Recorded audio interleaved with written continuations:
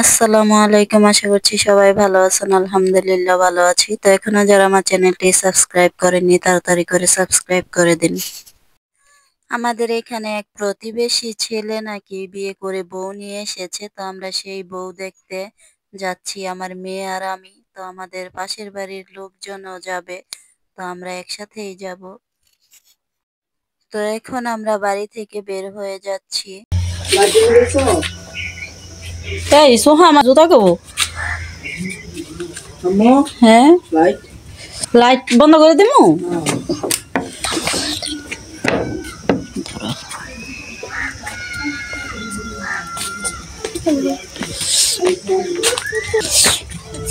এই তো আমরা এখন চলে যাচ্ছি, রাস্তায় বের হয়ে গেছি।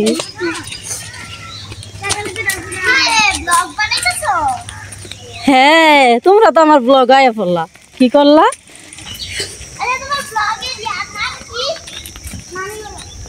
নারীটা কই নানি বল, কই নানি বল। আর আমার মেয়ে নাচতে নাচতে যাচ্ছে। আমরা যাব পাশের বাড়িতে।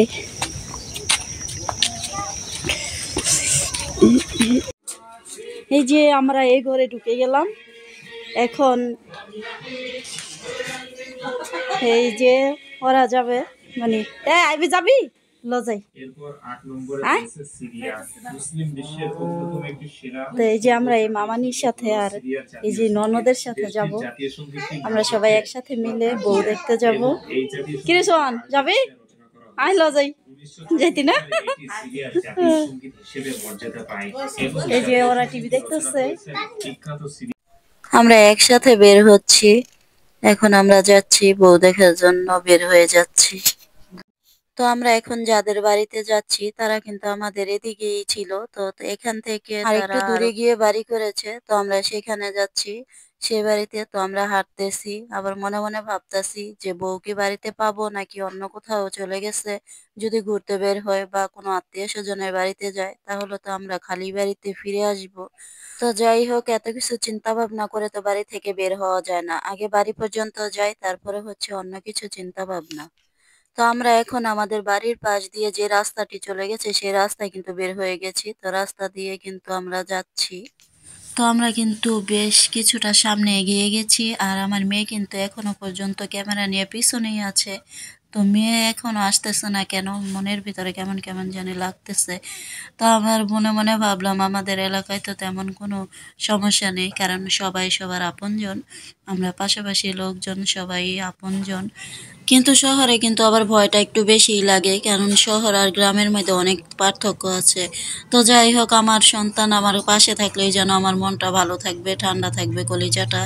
তো আমরা হাঁটতেছি আর কথা বলতেছি, আর মেয়েকে ডাকতেছি তুমি আমার পাশে পাশেই থাকবা। তো এখন কিন্তু আমার মেয়ে আমার পাশেই চলে এসেছে। তো আমাদের এলাকার যে মেন রাস্তাটি আছে সেই রাস্তা থেকে কিন্তু এখন গলির ভিতরে ঢুকে যাচ্ছি।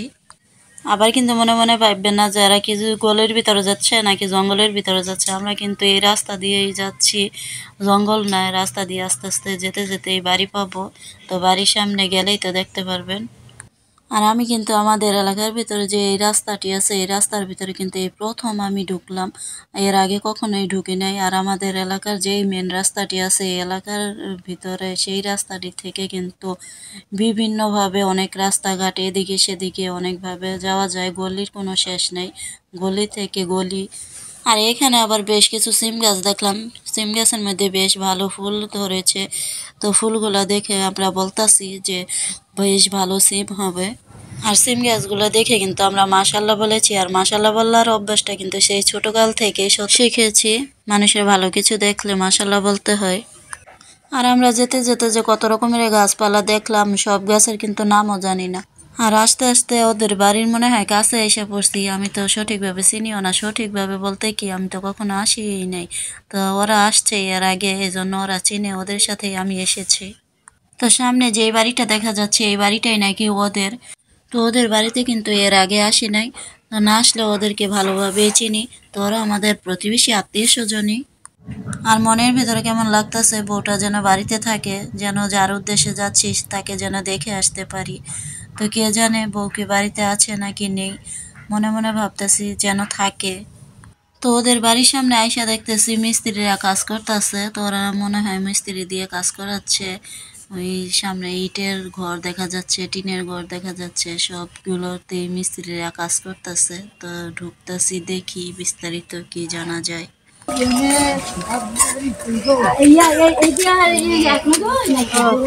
আয়ো আয়ো হাত দো ফোন করে উঠাই নাই আপনার এইটা তো হেরা তো ঠিক করে কয় না এলে তো বুঝি না অনেক দেখি হ্যাঁ গো বর আবার কই হ্যাঁ গো হেন্দা এটা হচ্ছে টয়লেট আর গোসলখানার সামনে যে রঙিন টিন দেখতেছেন, এটা হচ্ছে ওদের ছেলের আর ছেলের বউর জন্য বানানো হয়েছে এই ঘরটি।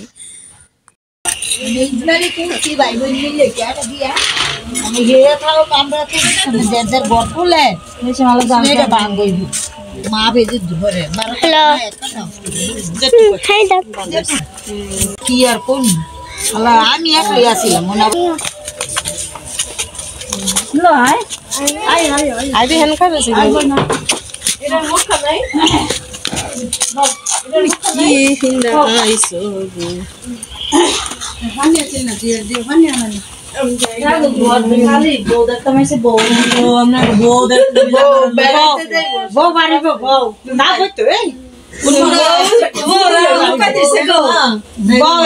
ভিতর তো বার করবো না দিয়া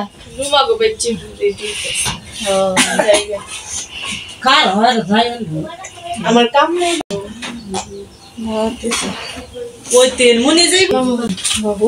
জামা লাগছে নি হাতের কাজ করলে না ওইটা না গলা তো আমি আগে হাতে দিতাম না, এখন আমরা এদিকে সবাই মেশিন দিয়ে চাই দিতে।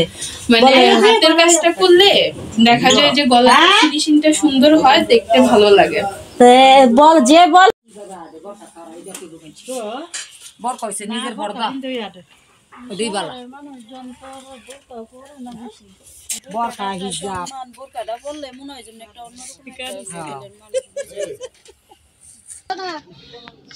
আরেকটা গো মাটি নেই গো ও বালু তো মাটি আনু মাটি আসবো বিচারেছি মাটি দি এই চুলা একটা এই সিমেন্ট দেই বানাইবো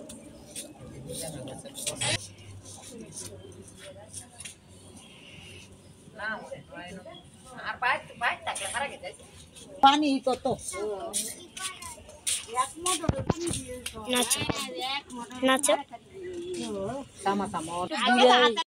তো আমরা এখন বউ দেখলাম, বউর সাথে বাড়ি ঘর সবকিছুই দেখলাম, তাদের সাথে অনেকক্ষণ যাবত কথাও বললাম। তো এখন আমরা চলে যাচ্ছি। তো আমরা আর কিছুক্ষণ এদিক ওদিক ঘুরে তারপর বাড়িতে চলে যাব। আর এদিক দিয়ে আমার ননদ যে সে কখন থেকে সেলফি উঠাইতেছে, সেলফি আর উঠানো শেষ হয় না। তো এখন আমরা বের হয়েছি, তো শেষ হয়েছে সেলফি উঠানো। আর এদিক দিয়ে সন্ধ্যা ঘনিয়ে আসছে, এখনো সূর্যের অস্ত যায়নি। আর ক্যামেরাতে যেমন এরকম সন্ধ্যা সন্ধ্যা ভাব লাগতেছে, আসলে কিন্তু তেমন সন্ধ্যা নাই, এর চাইতে আরো আলো কিন্তু বেশি আছে। তো আমরা এখন দেখতে পারতেছি যে আমাদের পাশের বাড়ির লোকও এখানে এসেছে ঘুরতে। তো আমরা হাসতেছি আর বলতেছি আপনাদের সাথে দেখা হইলে আপনারা কি আগে আসছেন না আমরা আগে আসছি। তো আমার সাথে যে মামি আসছে সে বলতেছে ওরা আমাদের পরে আসছে। তো যাই হোক, ওদের সাথে আমার দেখা হয়ে গেল। আর এদিক দিয়ে হামিদার একটি সেলফি উঠিয়ে নিল। তো যাই হোক, এখন আমরা বাসায় চলে যাব। তো এই যে আমরা এখন কম্বলের ভিতরে চলে এসেছি। তো আস্তে আস্তে একটু সন্ধ্যা হয়ে গেছে, আমাদের হাত পা ঠান্ডা হয়ে গেছে। এই যে আমার মেয়ে এই যে এখানে, আর এই যে আমি কিন্তু আমরা এখন কম্বলের ভিতরে এসে পড়েছি।